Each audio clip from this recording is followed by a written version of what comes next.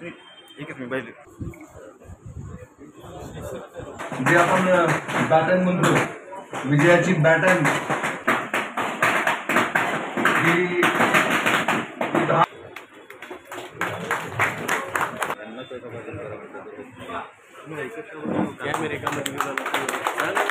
पक्षाचा विजय असो.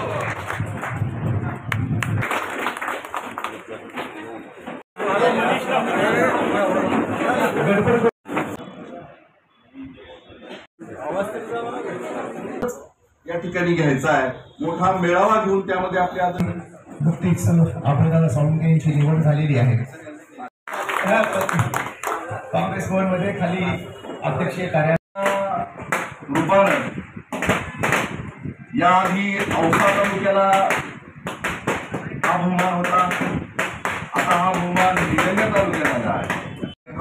आपल्याला लवकरच याच महिन्यात 15 दिवसाच्या आतच त्या ठिकाणी घ्यायचा आहे. त्यावेळी खरी मेजवानी आपल्याला जी ऐकायची आहे ती भेटणार आहे. आज केवळ एक औपचारिक आपण एक पाटील साहेब असतील, कल्याणजी पाटील साहेब असतील, नवगिरे साहेब असतील, या सगळ्यांना देखील पुढील पक्षाच्या कारकिर्दीसाठी मी हार्दिक अशा शुभेच्छा देतो.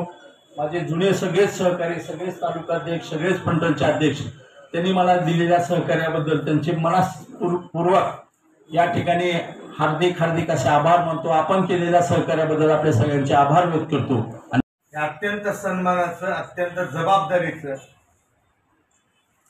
आणि अत्यंत आव्हानात्मक अशी जबाबदारी आज स्वीकारत आहे. सगळ्यांनी एका आवाजात होऊन जाऊ द्या, हर हर हर महादेव. धर्माला सुद्धा नेहमी ग्लानी येत असते.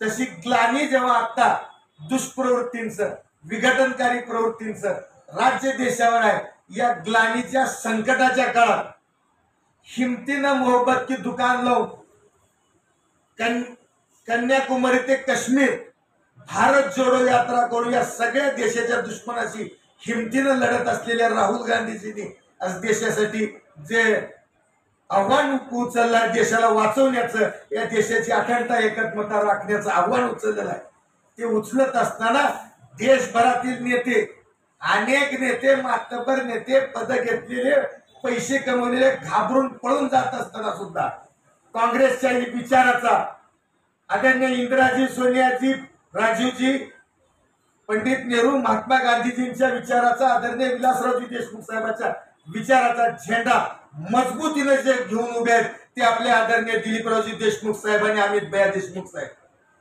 प्राणाची आहुती देऊन त्या भारत मातेला स्वातंत्र्य मिळवून दिलं.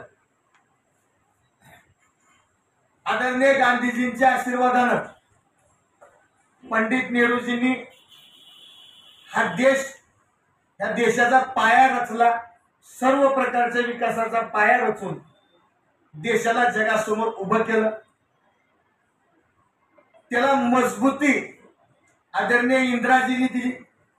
स्वतःची शहादत या देशाच्या एकात्मतेसाठी, या देशाच्या विकासासाठी वंदनीय इंदिराजींनी दिली.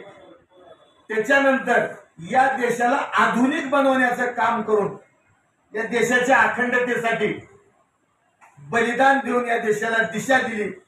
संगणक क्रांती,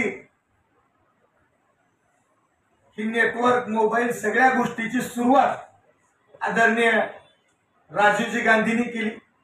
आणि अत्यंत संकटात सासू पती दोघेही दहशतवाद्याचे शिकार झालेले असताना, शहीद झालेले असताना, प्रतिकूल परिस्थितीत देशाची घसरत असलेली अर्थव्यवस्था, सोनं गहाण ठेवावं लागलं होतं. त्या तिथून ती देशाला महाशक्ती म्हणून पुढे आणण्यापर्यंतची जबाबदारी आदरणीय सोनियाजींनी, आदरणीय मनमोहन सिंगजी, आदरणीय पी.व्ही. नरसिंहरावांच्या साथीने केली. महानगरपालिका या सर्व स्थानिक स्वराज्य संस्थांवर काँग्रेसचा झेंडा पडतो.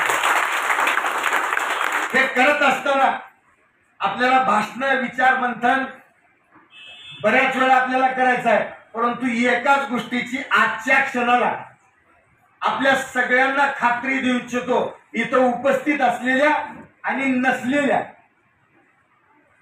प्रत्येक काँग्रेस कार्यकर्त्याचा सन्मान वाढवण्यासाठी हा अभय सोळंके सतत प्रयत्न करतो.